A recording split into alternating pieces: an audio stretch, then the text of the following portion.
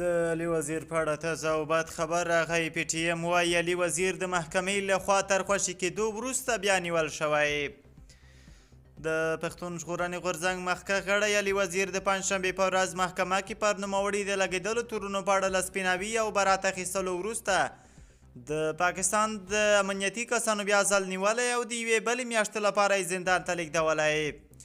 د پښتون ژغورنې غورځنګ غړي وایي د بلوچستان د بلوچ حبس الانتظامي مشر روحاني ګل کاکړ وړمه د عامه نظم د ګډوډۍ په تور د نوموړي د بیا نیول کېدو امر کړی. د پښتون ژغورنې غورځنګ غړی ارشاد قرار وایي علي خان وزیر پرون په کراچۍ کې له یوې دروغجنې مقدمې عدالت برات وکړ. له هغه وروسته د یوې میاشتې باندې تېرولو لپاره بیا ځل نیول شوی دی.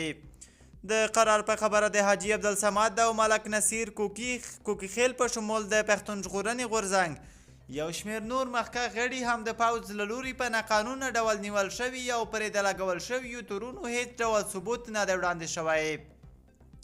ارشاد قرار په دې اړه وایي زموږ ډیر قدرمن مشر نصیر کوکي خیل په مختلفو زندانونو کې له بند تېرولو وروسته اوس په ټانک زندان کې بندي دی.